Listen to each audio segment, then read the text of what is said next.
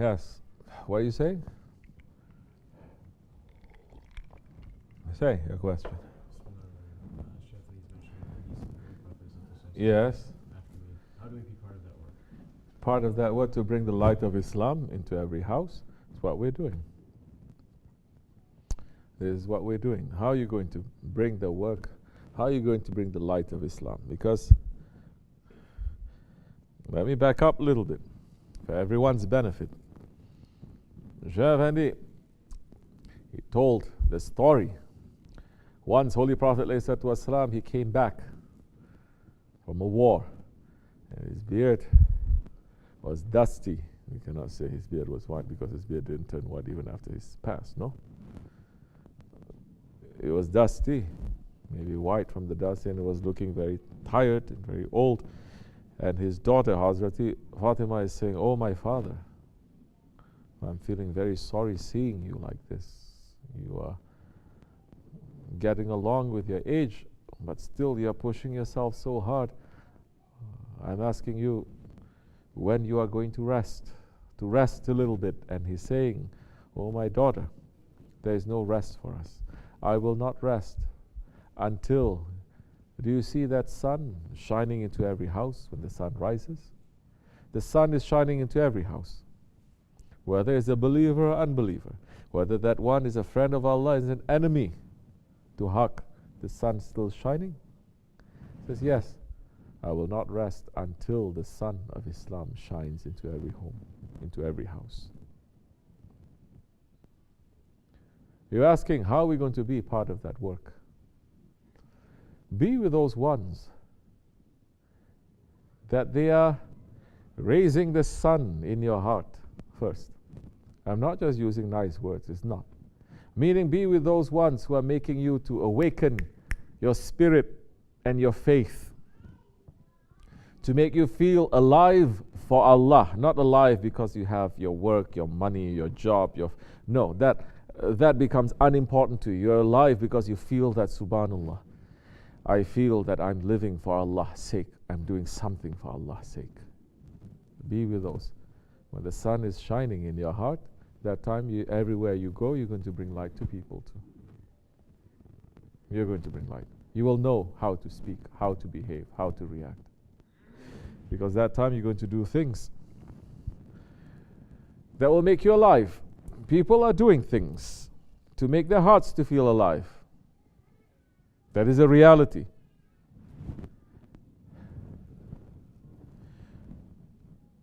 They're doing things to make themselves to feel alive. But what kind of life? What kind of life? What is it that you say that this is my life? If you're saying my life is like the life of an animal, eating and drinking and fighting and multiplying, that is your life, but that is the life of an animal. And when you pass, you will go into the animal category, where you'll be thrown into non-existence, that even the shaitans, they will beg Allah screaming, "Put me into Jahannam forever. Don't throw me into non-existence." Billions are running into non-existence now because they're living only for that. For eating, drinking, wearing, showing off, for the pleasures and the treasures of this dunya. That's what makes them to feel alive. Even those ones who say, I don't look for the pleasure, I just want to be hopeless and helpless and negative, and I want to kill myself, that gives them life. That makes them to feel alive when they are thinking that way. The believers are the ones who are going to ask, who gave us this life? Hi, Ya Hi. We make the zikr, Ya Hi. Hi, the one with life, it is Allah subhanahu wa ta'ala. He is the creator of life. And He has given us this life. And He is going to make it clear, and He has. What is it that He wants from us? He says, follow and obey. You will find life in this world, and you will find life in the hereafter. but you are not looking to the one who has given you life, then that time your dunya is going to be a hell that you make to yourself, and the hereafter is going to be a disaster. Because we don't own anything. Nothing belongs to us, but everything is here. It has to belong to someone, correct? If it doesn't belong to us, who it belongs to? Allah. There is an owner. If you say, so many people believe in spirituality, they're going to say, well, yeah, you're right, we don't belong, we are nothing, everything is nothing. Who nothing belongs to? Allah. Allah is the creator of everything, even nothing. Is He such a mystery that He made it to be a mystery what He wants from us? He created us and what He wants from us? No. He made it clear, not one time, 124,000 times. Not one time. Even if you're living and you don't see any prophet, like how we are, they have always the inheritors of the prophets, the friends of Allah. Okay, you have no access to the friend of Allah. There are the books. Alright, you have no access to the books of Allah. You have your intelligence. You have your intelligence to know. I didn't come into this world by myself, because I will myself into creation. I'm not going to die because I will myself to die. There is someone who gave me the life, and there's someone who's going to take the life away from me. He is my owner. So I'm going to ask my owner, what is the reason of my creation? And then it will be very clear. That time when you live according to the reason of your creation, your dunya is going to be a paradise, and your paradise is going to be a real paradise that is going to be a home. Because the believer, even if this dunya is a paradise, is not going to feel comfortable because he wants to go back home. This world, it is a prison for the unbelievers. Prison for the unbelievers? No. It is a prison for the believers. It is a paradise for the unbelievers. This world, it cannot be a paradise for the believers. Because imagine you put someone inside a palace,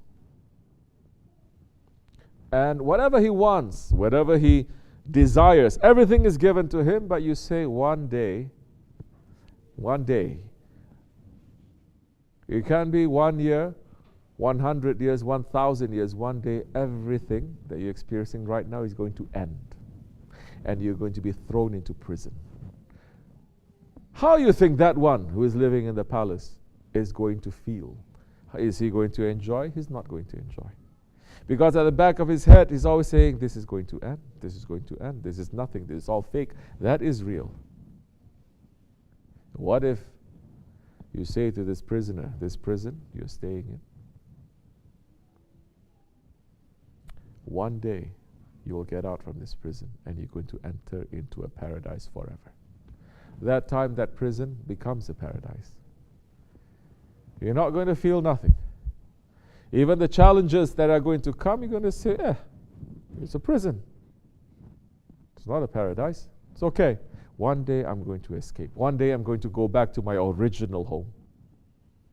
I cannot feel at home. It's good I don't feel at home. I'm going to go back to my original home, the paradise that I was created for.